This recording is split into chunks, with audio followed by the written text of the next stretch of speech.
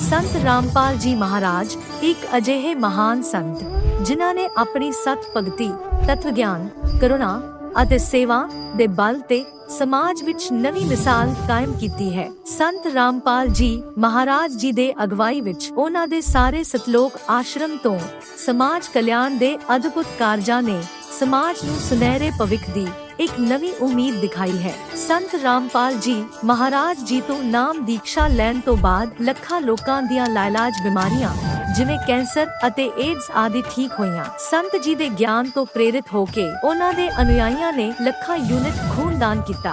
संत जी ने ਲੱਖਾਂ भैण बेटियां दे दहेज मुफ्त विआह करवाए। संत जी ने ਲੱਖਾਂ लोकां दा नशा छुड़ाया, करोड़ां उजड़े परिवार वसे।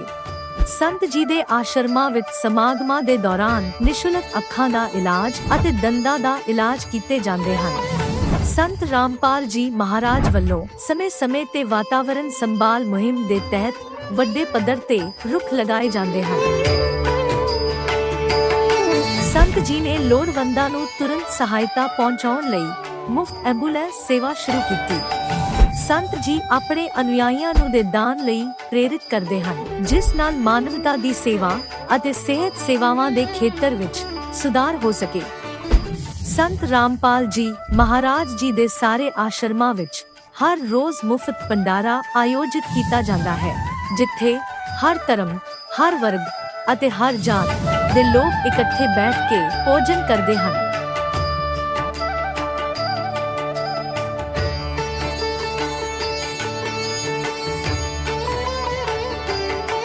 संत रामपाल जी महाराज दे आश्रमां विच हजारां बुजुर्गां नूं सन्मान ਅਤੇ ਪਿਆਰ ਨਾਲ ਜੀਵਨ ਜਿਉਣ ਦਾ ਮੌਕਾ ਮਿਲਦਾ ਹੈ। ਉਹਨਾਂ ਦੇ ਖਾਣ, ਰਹਿਣ ਅਤੇ ਸਿਹਤ ਦੀ ਪੂਰੀ ਜ਼ਿੰਮੇਵਾਰੀ ਸੰਤ ਰਾਮਪਾਲ ਜੀ ਮਹਾਰਾਜ ਚੱਕਦੇ ਹਨ।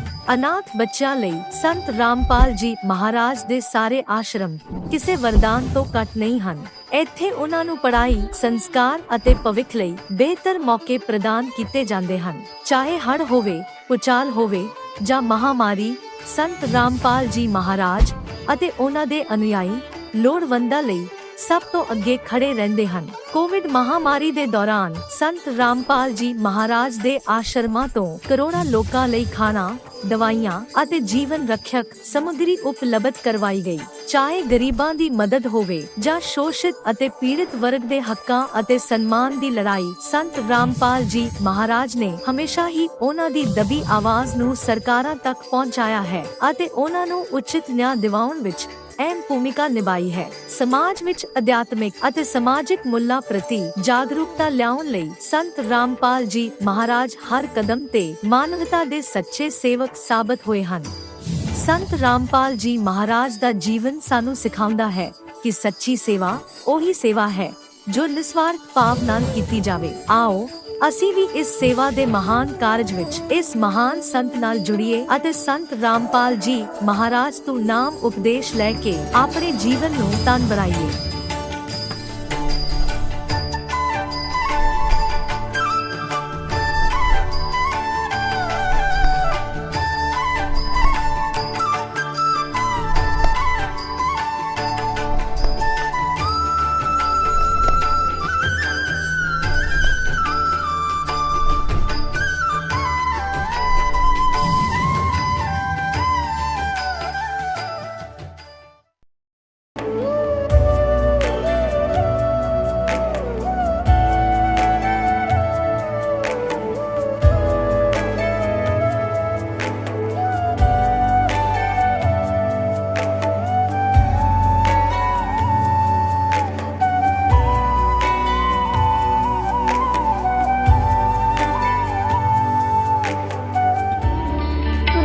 परमात्मा को पाने तथा उसका वास्तविक लाभ प्राप्त करने के लिए पवित्र बाइबल में प्रमाण है कि प्रभु ने मनुष्य को अपना ही स्वरूप बनाया। 6 दिन में सृष्टि रचकर 7वें दिन विश्राम किया। कुरान शरीफ में प्रमाण है कि हजरत मोहम्मद को खुदा स्वयं कह रहे हैं कि मैंने तुम्हें उस परमात्मा की महिमा बताने के लिए भेजा है। वो परमात्मा कबीर है जिसने 6 दिन में सृष्टि रची तथा 7वें दिन तख्त पर जा विराजा। उसकी खबर किसी बाखबर से पूछकर तो देखो। कृपया अवश्य सुनिए जगत गुरु तत्वदर्शी संत रामपाल जी महाराज के अमृत वचन। नानक दुखिया संसार है, सुखिया केवल नाम आधार। दर्शकों, आज पूरा संसार भगवान की आस्था लिए भक्ति कर रहा है, लेकिन जब भक्ति शास्त्र अनुकूल नहीं होगी, जब तक कष्टों का निवारण संभव नहीं है। ऐसी ही कठिनाइयों का सामना कर रही हरियाणा महेंद्रगढ़ की रहने वाली अनुराधा जी, जिनको अनेक बीमारियों ने इतना घेर लिया, बीपी कम हो गया, पोटेशियम असंतुलन, लगातार उल्टियां आना, चक्कर, टाइफाइड की चिंता ने जिंदगी को नीरस और निराशाजनक बना दिया। एक दिन अनुराधा जी के जीजा जी ने जगत के तारणहार उस संत जी के बारे में जानकारी दी, जिनकी शरण में जाने के पश्चात सभी दुखों का निवारण हो जाता है। इतना सुनने के पश्चात ही अनुराधा जी के मन में नाम दीक्षा लेने की लहर जागी। एक नई ऊर्जा का संचार हुआ और सद्भक्ति के मार्ग को अपनाया। फिर उनके जीवन में दुखों का अंत हुआ और खुशियों का आगमन हुआ। उनके जीवन में इस संत द्वारा दी गई सद्भक्ति से अनेकों चमत्कार हुए। तो आइए अब सुनते हैं उस तारणहार संत की महिमा और अनुराधा जी की आपबीती। नमस्कार जी। नमस्ते जी। क्या नाम है जी आपका? अनुराधा दास जी। बहन जी, आप कहाँ से हैं? महेंद्रगढ़ जिला श्यामपुरा गांव से। संत रामपाल जी महाराज जी से आप कब जुड़े? 27 नवंबर 2021। संत रामपाल जी महाराज जी से जुड़ने से पहले आप क्या भक्ति साधनाएं करती थीं? जो संसार में करते हैं देवी देवता की सबकी पूजा करती थी। शिव जी, विष्णु जी, दुर्गा माता सबकी करती थी। जैसे कि आपने बताया कि आप सभी देवी देवताओं की पूजा करती थीं, तो फिर क्या कारण बना कि आप संत रामपाल जी महाराज जी की शरण में आईं? सर, मैं 1 साल से जैसे उल्टी ज़्यादा लग रही थी मेरे, तो उल्टी लगने की वजह से मेरे को गांव की साइड में ले गए थे। तो वहाँ डॉक्टरों के जैसे दिखाते थे, कोई कुछ बोल रहा था, कोई कुछ बोल रहा था। तो 2 बार तो मैं भिवानी एडमिट रही हूँ, वहाँ टीबी के लिए हुई हूँ। और 1 बार कलावती हॉस्पिटल में टीबी के लिए वहीं हुई हूँ। 6 महीने दवाई खाई है वहाँ, लेकिन कोई भी आराम नहीं हुआ सर जी। उसके बाद फिर मैं दोबारा लुहानी है एक पास का गांव, वहाँ लेके गए। वहाँ उन्होंने टाइफाइड बता दिया। उससे थोड़े से दिन आराम हुआ। उसके बाद फिर से शरीर ऐसा हो गया जैसे पैरालाइज होएगा मेरे शरीर में। पैरों एक पैर टिकता था, एक नहीं टिक रहा था उस समय। तो उसकी वजह से मैं फिर से मेरे घर वाले गांव में ले गए और वहाँ किडनी अस्पताल है पूरे रेवाड़ी शहर में, एक ही है, उसमें दिखाया। वहाँ एडमिट की बेहोश अवस्था में गई थी जब मैं उस समय वहाँ पे। तो वहाँ एडमिट करने के बाद सारी चीज़ें ही कम बताई गई। बीपी भी कम था मेरा, धड़कन भी कम थी मेरी, और ये पोटासियम बहुत ज़्यादा बढ़ रहा था मेरा। इन सब के लिए मेरे को मशीन डायलिसिस किया। जैसे पोटासियम 6 लेवल था होता है, उससे ज़्यादा 8.2 हो रहा था शायद, यकीनन 2 ही था। तो उसके लिए मेरी 2 बार डायलिसिस हुई थी। उसके बाद सर जी फिर भी आराम नहीं आया। डॉक्टर बोल रहे थे देखते हैं, अभी छुट्टी नहीं देंगे, जब आराम होएगा तब देंगे। उल्टी बंद नहीं हो रही थी। डॉक्टर बार बार पूछ रहे थे कुछ खाया, तो मेरे को कुछ नहीं बाता था सर जी। ना भूख लगती थी, ना प्यास लगती थी, सिर्फ ग्लूकोज लगती रहती थी, उसी से पानी चल रहा था शरीर में। फिर उसके बाद सर जी जैसे डॉक्टर नहीं बोले, फिर मेरे जी एक टाइम ऐसा हो गया कि जैसे मैं ठीक नहीं होती, उल्टी बंद नहीं हो रही थी, तो मैं परेशान हो गई थी सर जी। तो मेरे जिया जी हैं, वो जयपुर नौकरी करते हैं, वो आए। उन्होंने बोला तू नाम ले ले, मैं कितने दिन से बोल रहा हूँ तेरे को नाम लेने के लिए, तू नाम क्यों नहीं ले रही है। तो उस हालत में इन्होंने मेरे को देखा, जब इन्होंने बोला नाम ले ले, उस दौरान मैंने नाम लिया। उस समय मेरे डायलिसिस की मशीन लगी हुई थी और मेरे को गोदी में लेके गए थे, जहाँ रेवाड़ी नामदान सेंटर है वहाँ पे, संत रामपाल जी महाराज से फिर मैंने दीक्षा ली। संत रामपाल जी महाराज जी से नाम उपदेश लेने के बाद आपको क्या लाभ मिले? सर, मेरे को आध्यात्मिक ज्ञान हुआ। एक तो परमात्मा के बारे में पहले मेरे को कुछ नहीं पता था, इसका बहुत ज़्यादा अच्छा ज्ञान हुआ है मेरे को।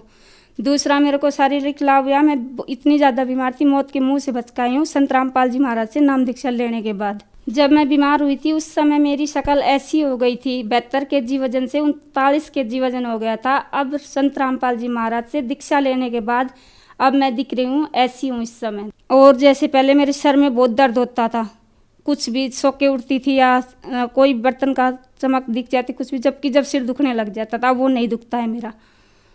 मतलब जो भी शरीर में तकलीफ थी सब ठीक हो गई संत रामपाल जी महाराज से दीक्षा लेने के बाद मेरी।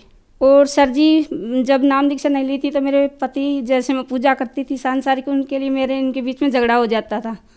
अब वो भी नहीं होता है, मानसिक तनाव तो वो भी हट गया मेरा। संत रामपाल जी महाराज जी से जुड़ने के बाद आपको बहुत सारे लाभ प्राप्त हुए, तो संत रामपाल जी महाराज जी से नाम उपदेश कैसे प्राप्त कर सकते हैं? संत रामपाल जी महाराज से नाम दीक्षा टीवी पे टेंशन उनमें पीली पट्टी आती है सर जी, उन पे नंबर दिए रहते हैं, उनमें फ़ोन नंबर करके पता कर लो, अपने आसपास जहाँ रहते हैं वहाँ का पता बता देंगे, वहाँ जाके नाम दीक्षा ले लो आप। धन्यवाद जी। धन्यवाद सर। अब जगत गुरु तत्वदर्शी संत रामपाल जी महाराज जी के सत्संग के माध्यम से उस अद्वितीय आध्यात्मिक ज्ञान के बारे में जानते हैं, जिसके माध्यम से आप भी प्राप्त कर सकते हैं ऐसे आध्यात्मिक, मानसिक और भौतिक सुख जो अभी तक आपने सिर्फ मीराबाई, ध्रुव, प्रहलाद जैसे कुछ ही भक्तों की जीवन कथा में सुने होंगे। अब सुनिए तत्वदर्शी संत के संग शास्त्र अनुकूल भक्ति सत्संग, ऐसा अद्वितीय आध्यात्मिक ज्ञान जिसका है सर्वधर्मों के पवित्र शास्त्रों में प्रमाण। तो उसकी पत्नी कहती है कि जी मुझे नहीं मालूम इस बालक ने मेरे ऊपर के जादू कर दिया, अब मैं इसके बिना प्राण त्याग दूंगी, मैं रह नहीं सकती, मैं इसके बिना जिंदा नहीं रहूंगी। तो नीरू ने कहा तो बिल्कुल पागल होगी, कुछ भी भविष्य का नहीं देखती हो, मैं कह रहा हूं बच्चा भी नहीं रहेगा और हमें भी निकाल दिया जाएगा घर से, बेघर कर दिए जाएंगे, तो कुछ अकल से काम ले, रख दे इस बच्चे को यहीं पर। अपने पूरे जीवन में उस महापुरुष ने अपनी पत्नी की तरफ प्रथम बार हाथ किया था कि मैं तेरे थप्पड़ मार दूंगा, तू ज्यादा मुंह लग गई है। मैं तेरी हर बात को मानता रहा कि ये जान करके इसको संतान नहीं है और इसकी आत्मा को दुख ना हो, और प्रत्येक बात को तेरी को स्वीकार करता रहा, लेकिन तू ज्यादा हठी हो गई है, रख दे इस बच्चे को, नहीं मैं तुझे पीट दूंगा। बहुत दुखी होकर के उसने हाथ किया अपनी पत्नी की ओर, और वो टस से मस नहीं हो रही थी कि मार बेशक बच्चा नहीं छोड़ूंगी। तब परमात्मा ने कहा कि हे मोमिन, मुझे ले चलो अपने घर, तुम पर कोई आपत्ति नहीं आएगी, मैं तुम्हारे लिए ही आया हूं। अब इस बात को देखकर उसने सोचा इस बालक में कोई भूत प्रेत पितर या कोई देव फरिश्ता कोई गण बोल रहा होगा और कहीं तुझे हानि ना कर दे, इस डर से वो चुप हो गया, डरा डरा सा चल पड़ा। घर पर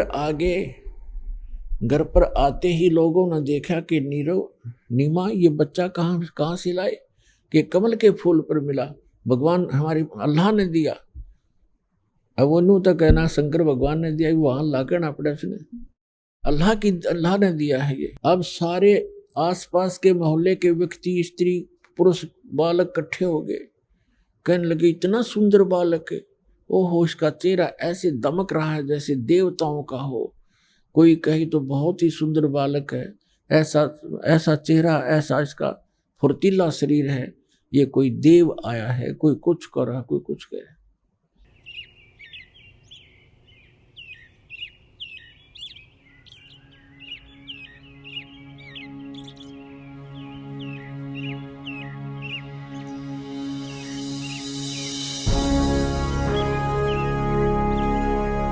सन 1398 विक्रमी संवत 1455 ज्येष्ठ मास की पूर्णिमा का ब्रह्म मुहूर्त, काशी नगर का वो लहरतारा तालाब जहां सर्व सृष्टि रचनाहार कबीर परमात्मा पृथ्वी से 16 शंख कोस दूरी पर स्थित अपने निज धाम से शिशु रूप धारण कर अपने तेजोमय शरीर को हल्का करते हुए कमल के फूल पर प्रकट हुए, जिसके प्रत्यक्ष दृष्टा थे ऋषि अष्टानंद।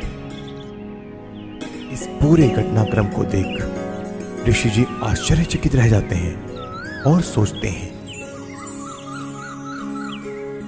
आज यह मैंने कैसा दृश्य देखा? ये मेरी भक्ति की उपलब्धि है या कोई भ्रम? गुरुदेव से पूछता हूं।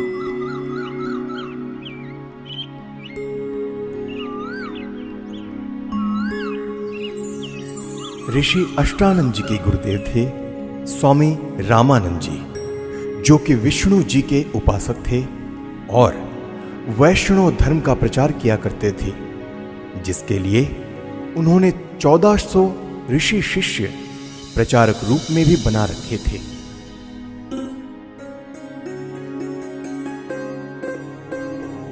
प्रणाम गुरुदेव। प्रणाम। क्या बात है अष्टानंद, कुछ दुविधा में लग रहे हो? हे गुरुदेव, आपकी आज्ञा हो तो मैं अपनी एक शंका का समाधान चाहता हूँ। कहो, क्या बात है? हे गुरुदेव, आज साधना करते समय मुझे आकाश से एक प्रकाश नीचे की ओर आते दिखा, जिसे मेरी आंखें सहन न कर सकी और आंखें बंद हो गई। जिसके बाद मेरी आंखों के सामने एक नवजात शिशु का प्रतिबिंब बन गया। पुनः आंखें खोली तो वह प्रकाश तालाब के एक कोने में सिमटता हुआ दिखाई दिया। हे गुरुदेव, कृपया मेरी शंका का निवारण कीजिए। यह मेरी भक्ति की कोई उपलब्धि है या कोई दृष्टि दोष? हे ऋषि जी, यह न तो भक्ति की उपलब्धि है और न आपका दृष्टि दोष।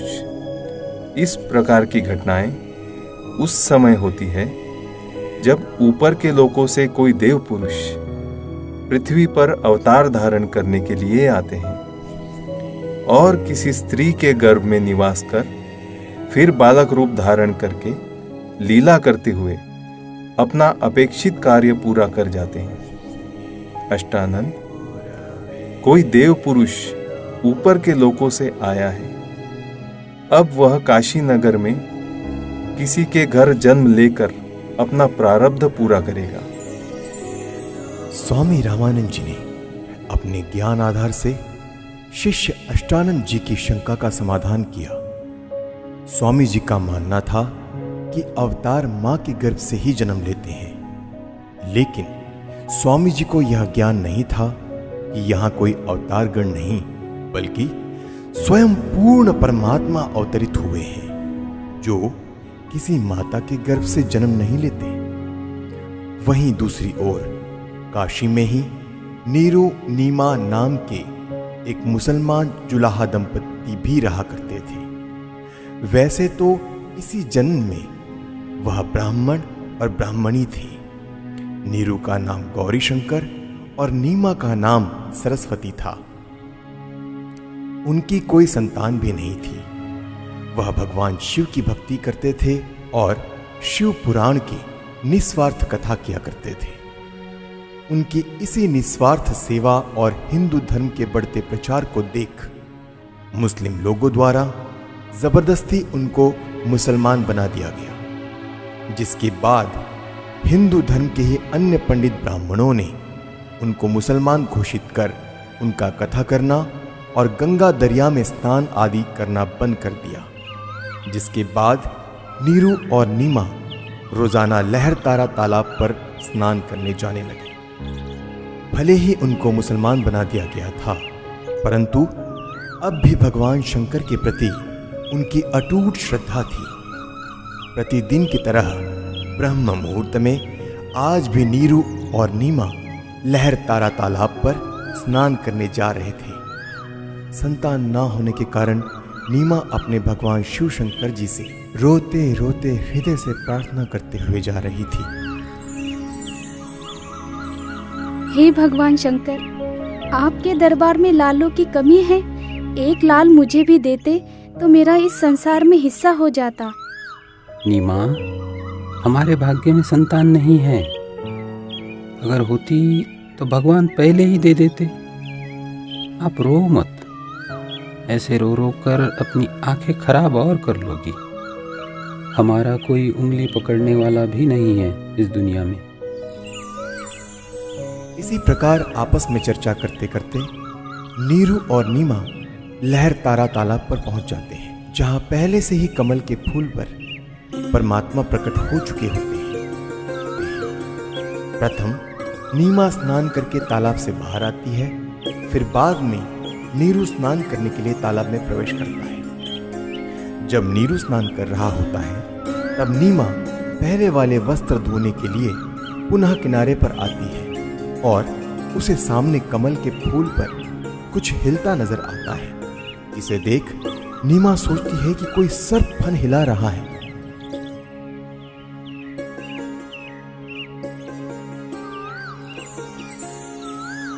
देखना जी, कमल के फूल पर बालक है, कमल के फूल पर बालक है। ये तो बच्चे की चाह में बिल्कुल पागल हो गई है। अब तो इसको जल के अंदर भी बच्चे दिखाई देने लग गए हैं। ये शंकर भगवान, इसको सद्बुद्धि दो दाता। देखना जी, देखना जी, कमल के फूल पर बालक है। बस करनी माँ, अब तुझे यहाँ जल में भी बच्चे दिखाई दे रहे हैं। जल में कहाँ से बालक आएगा? हे भगवान! देखना जी, देखना, वो बच्चा डूबेगा जल में।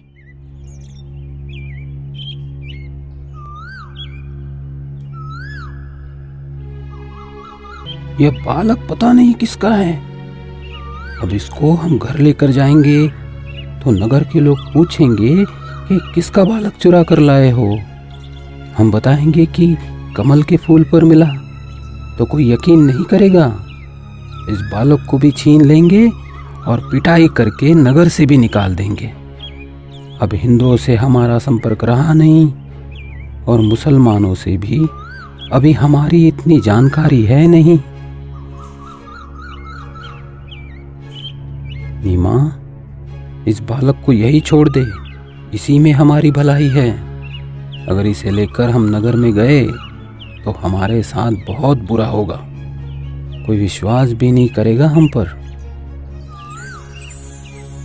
नीरू नीमा को सारी स्थिति से परिचित करवाता है, जिसके बाद नीमा बोलती है, पता नहीं इस बालक ने मुझ पर क्या जादू कर दिया। इसे त्यागना अब मेरे वश में नहीं है, क्योंकि इस बालक ने जो मेरे अंदर आकर्षण पैदा किया है, उसी की वजह से अब मैं इससे दूर नहीं हो सकती। मैं मर सकती हूँ लेकिन इसे नहीं छोड़ सकती। नीमा, तू बहुत जिद्दी हो गई है। मैंने तुझसे आज तक गुस्से से भी नहीं बोला, यह सोचकर कि तू पहले ही संतान के वियोग में दुखी रहती है, परंतु अब मेरे प्यार का नाजायज फायदा उठा रही है। देखो जी, आप कुछ भी कहो, लेकिन मैं इस बालक को नहीं छोड़ सकती। नीरू के काफी समझाने के बावजूद भी नीमा नहीं मानती। तब नीरू ने रोते हुए आंखों में आंसू लिए पहली बार नीमा के ऊपर हाथ उठाया और बोला, रख दे इस बालक को यही, नहीं तो तुझे थप्पड़ मारूंगा। नीरू, मैं तुम्हारे लिए ही आया हूँ, मुझे घर ले चलो, तुम्हें कोई कुछ नहीं कहेगा। ये क्या बालक बोल रहा है? जरूर यह भूत प्रेत या कोई सिद्ध पुरुष है। हे शंकर भगवान, लाज रखना। यह विचार कर नीरू चुपचाप बच्चे को घर ले जाता है। परमेश्वर का शरीर बहुत सुंदर था, आंखें जैसे कमल के फूल हो, घुंघराले बाल, लंबे हाथ और उनकी लंबी लंबी अंगुलियां। शरीर से मानो नूर झलक रहा। पूरी काशी में ऐसा अद्भुत बालक नहीं था। नवजात शिशु रूप परमेश्वर कबीर जी को देखने के लिए पूरा काशी नगर उमड़ पड़ा। जो भी बालक को देखता तो उसके चेहरे से दृष्टि हटाने को दिल नहीं करता। शिशु रूप परमेश्वर को देख आत्मा अपने आप खींची चली जाती। देखते ही देखते स्त्री पुरुष झुंड के झुंड बनाकर मंगल गीत गाते हुए नीरू के घर बच्चा देखने को आने लग गए। परमेश्वर कबीर जी को देखकर कोई कहता यह बालक तो देव अवतार है, कोई कहता कि यह तो साक्षात विष्णु जी आए हैं, कोई कह रहा था यह भगवान शिव ही अपनी काशी नगरी को कृतार्थ करने के लिए उत्पन्न हुए हैं। अपनी अपनी समझ के अनुसार कोई कुछ कह रहा था तो कोई कुछ। यह सब सुनकर नीमा अप्रसन्न हो जाती है। मेरे बच्चे के विषय में कोई कुछ मत कहो। तुमने कभी बच्चा देखा भी है कि नहीं? ऐसे समूह के समूह मेरे बालक को देखने आ रहे हो। नीमा, हमने बालक तो बहुत देखे हैं, परंतु आपके बालक जैसा कभी नहीं देखा, इसीलिए हम इसे देखने आए हैं। हे भगवान शंकर, इनकी नजर से मेरे बच्चे की रक्षा करना। नीमा ने बालक रूप में परमेश्वर कबीर जी को ज्यों ही दूध पिलाने की कोशिश की तो परमेश्वर ने मुंह बंद कर लिया। सर्व प्रयत्न करने पर भी नीरू नीमा बालक को दूध पिलाने में असफल रहे। 25 दिन बीत गए, परंतु बालक ने कुछ नहीं खाया पिया। माता पिता चिंतित हो गए कि बच्चे को किसी की नजर लग गई है। लेकिन भले ही 25 दिन हो गए, फिर भी बालक रूप में परमेश्वर का शरीर पूर्ण रूप से स्वस्थ था। परंतु नीमा को डर था कि बिना कुछ खाए पिए यह बालक जीवित कैसे रहेगा, इसकी कभी भी मृत्यु हो सकती है। यह सोचकर एक दिन नीमा फूट फूट कर रो रही थी और व्याकुल होकर भगवान शंकर से रह रह कर प्रार्थना कर रही थी कि हे शंकर भगवान, या तो ये बालक देना ही नहीं था, जैसे तैसे रो धो कर मैं अपना जीवन व्यतीत कर लेती, और अब दिया है तो ये मुझसे छीनो मत, इसके बिना मैं नहीं रह सकती। ये बालक मरेगा तो इसके साथ मैं भी मरूंगी। तब परमात्मा, जो अजर अमर अविनाशी हैं, भगवान शिव को प्रेरणा करके बुलाते हैं, क्योंकि उन्हें पता था कि मैं तो मारूंगा नहीं, पर मेरी चिंता में जरूर मर जाएगी। क्यों रो रही हो बेटी? क्या परेशानी है आपकी? हे महात्मा जी, हम निसंतान थे। 25 दिन पूर्व भगवान शंकर जी ने यह बालक हमें दिया, लेकिन अभी तक इस बच्चे ने दूध नहीं पिया। सभी कोशिशें करके हम थक चुके हैं। आज भी इसने कुछ भी आहार नहीं किया। मैं इसलिए रो रही हूँ कि अब यह बालक मरेगा और इसके साथ मैं भी आत्महत्या करूंगी। आपका बालक मुझे दिखाइए।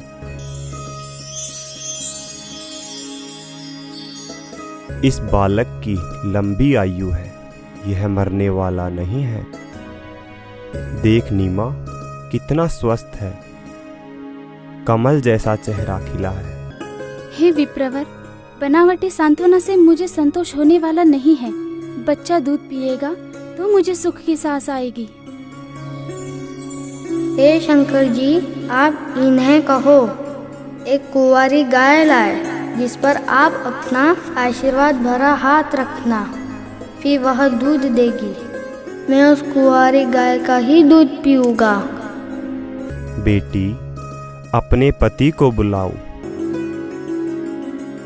नीरू, एक कुंवारी गाय ले आओ और साथ में कुम्हार के घर से एक घड़ा भी लेकर आना। वह बछिया दूध देगी, उस दूध को यह बालक पिएगा। नीरू कुछ देर बाद ही एक बछिया और मटका लेकर आ जाता है, जिसके बाद परमेश्वर कबीर जी के आदेशानुसार विप्र रूपधारी शिव जी ने उस कुंवारी गाय की पीठ पर आशीर्वाद भरा हाथ रखा। उसी समय उस कुमारी गाय के थन लंबे लंबे हो गए और थनों से दूध की धार बह चली। नीरू ने पहले ही वह पात्र गाय के थनों के नीचे रख दिया था। दूध का पात्र भरते ही थनों से दूध निकलना बंद हो जाता है। फिर उस दूध को शिशु रूपधारी परमेश्वर कबीर जी ने पिया। नीरू नीमा ने ब्राह्मण रूपधारी भगवान शिव के चरण लिए।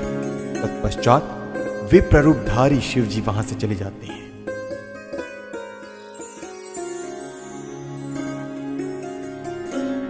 नीरू नीमा पहले हिंदू ब्राह्मण ब्राह्मणी थे, तो लालचवश ब्राह्मण लोग बालक रूप परमेश्वर का नाम रखने नीरू के घर आते हैं। लेकिन मुसलमानों का दबदबा होने के कारण उनसे हिंदू समाज दबता था। काजियों ने कहा कि अब यह मुसलमान हो चुके हैं, लड़के का नामकरण हम मुसलमान विधि से ही करेंगे। इतना कहकर नामकरण के उद्देश्य से काजी कुरान शरीफ को खोलता है, जिसमें प्रथम पृष्ठ की प्रथम पंक्ति का प्रथम अक्षर कबीर लिखा मिलता है। काजियों ने सोचा कि कबीर नाम का अर्थ बड़ा होता है, तो तो एक छोटी जाति के बालक का नाम कबीर रखना उचित नहीं रहेगा। यह सोचकर काजी द्वारा पुनः पवित्र कुरान शरीफ को खोला गया तो दोनों पृष्ठ पर कबीर कबीर अक्षर लिखे मिले। इसके बाद काजी ने पूरी कुरान शरीफ का निरीक्षण किया तो पूरी कुरान शरीफ में कबीर कबीर कबीर अक्षर लिखा था, अन्य लेख नहीं रहा। यह कोई साधारण बालक नहीं है। इस बालक ने कोई जादू जंतर करके हमारी कुरान शरीफ को ही बदल डाला। हे काशी के काजियों, मैं कबीर अल्लाह अल्लाहू अकबर हूँ। कल युग में मेरा नाम कबीर ही रहेगा।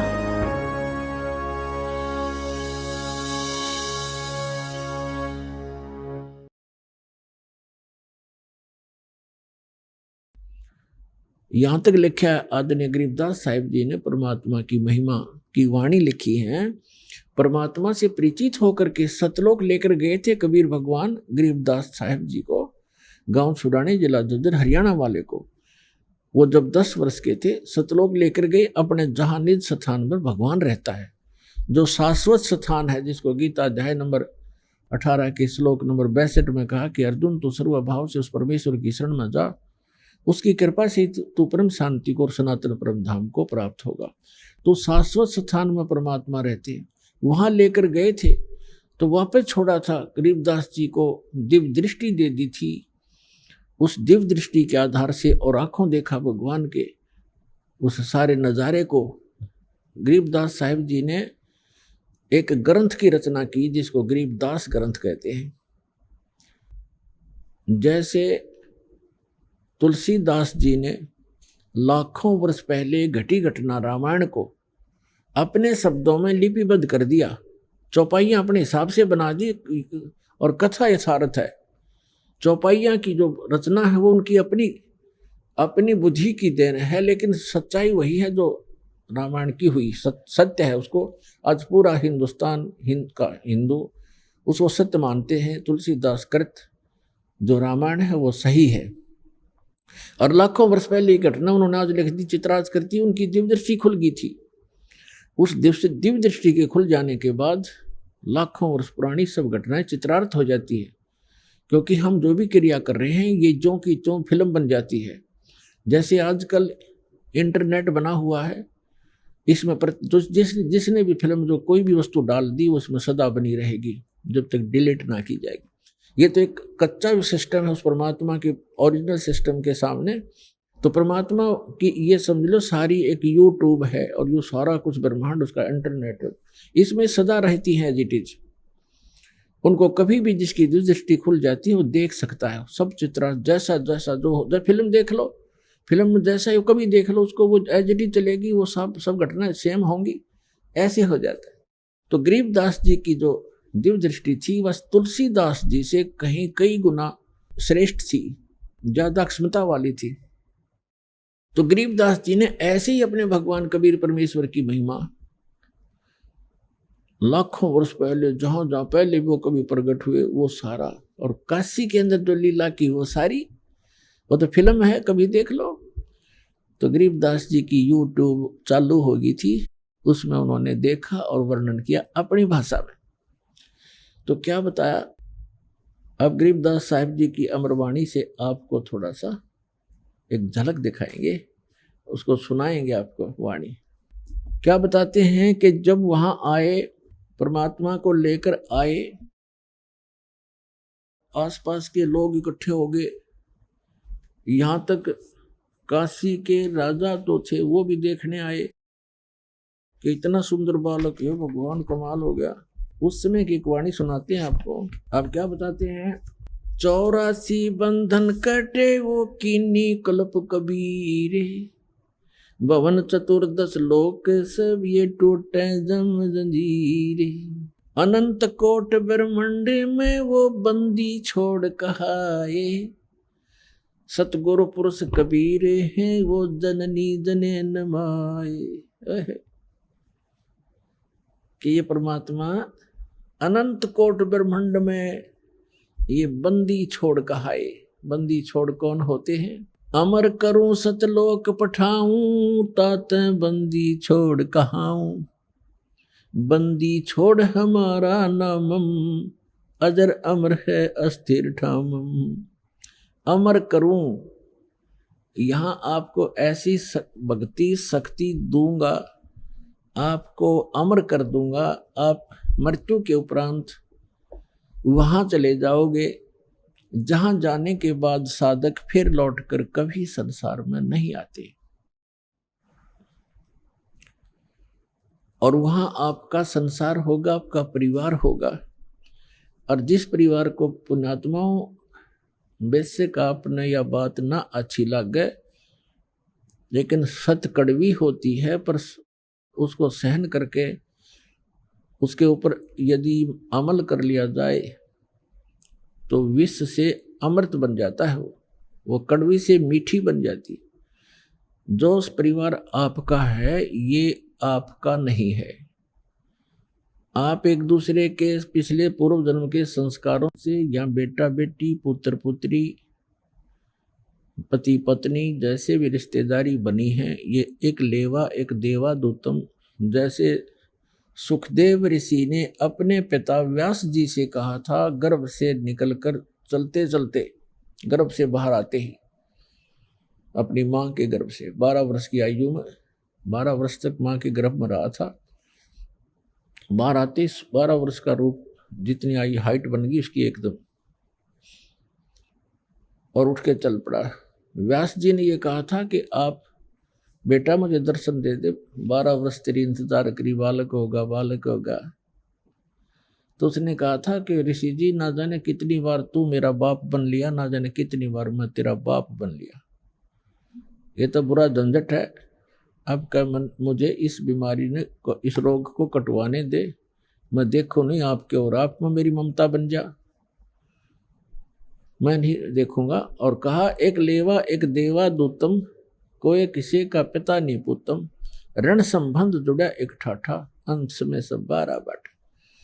आज आपकी मृत्यु होगी वृद्ध होकर, आप मनमाना नाइजीरिया में जन्म ले लोगे, फिर पुत्र की मृत्यु होगी वो मनमाना अफ्रीका में जन्म ले, क्योंकि संस्कारवश जन्म लेगा, आगे थोड़े इकट्ठे हो सकते हो।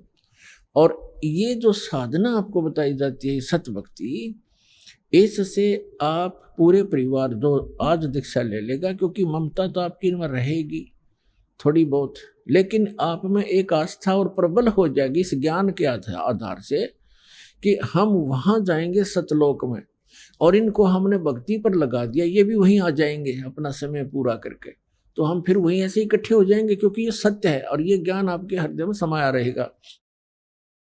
इनमें अगर आस्था भी रहेगी तो आप यहाँ रहना नहीं चाहोगे। आस्था का अर्थ होता है उसके अंदर वापस आकर यही इनके पास रहने की आस्था अगर आपकी रहेगी तो फिर पार नहीं हो सकोगे। इस ज्ञान के आधार से आपके हृदय में ये समा जाएगा कि ये लोग ठीक नहीं है, हे भगवान फिर जन्म ना देना, हे परमात्मा हमारा भी जन्म फिर ना देना। और हमारे संबंध में जो आए हैं बच्चे, कोई किसी भी नाते रिश्ते में है, पिता है, पुत्र है, पुत्री है, पत्नी है, दादी है, माँ है, तो इनको भी आपकी ये अर्ज होगी, कभी होगी तो ये भी वहीं आ जाए और वहीं फिर हम सदा रहेंगे। यहाँ तो आज मर गए और फिर मन माने यहीं आस्था होगी तो फिर यहाँ जन्म ले लोगे। ये जन्म मरण का रोग ऐसे कटेगा जो अब दास उतारा। तो कहने का भाव ये है कि आप एक दूसरे के साथ यह परिवार बना है, ये एक ऋण है, एक दूसरे का कोई लेना देना है। तो वो भी इंसान अच्छा नहीं होता जो लेन देन ठीक से ना करे। आपको ये पता लग गया कि ये इनका हमें आपस में कुछ लेना देना है, इसलिए हमारे साथ हैं, तो वो इंसान भी निकम्मा होता है जो अपने लेन देन को ठीक से ना सुलझावे, वो भी अच्छा नागरिक नहीं होता। तो आपने एक अच्छे भगत भी बने रहना है, और जो भी जिस रूप में आपको पुत्र या पिता, पुत्री या माता, बहन मिला है, उन सब को वो एक रोल, एक अच्छे पात्र की तरह आपने सुपात्र की तरह उसको वो भी निभाना है, तभी आप सफल होगे। तो कहने का भाव दो दास आपको बताना चाहता है कि अमर करूं सतलोक पठाऊं, ताते बंदी छोड़ कहाऊं। अमर करूं, और सतलोक भेज दूंगा स्पेशल साथ जाके ना काल जाने दे है।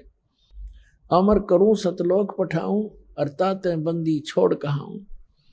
बंदी छोड़ हमारा नामम अजर अमर है अस्थिर ठामम। ठाम मन स्थान, अजर अमर है वो लोक कभी नाश में नहीं आता, वो सतलोक कहलाता। सत्य माने अविनाशी शाश्वत सदा रहने वाला स्थान। वहां ले जाऊंगा तुम्हें, वहां छोड़ दूंगा।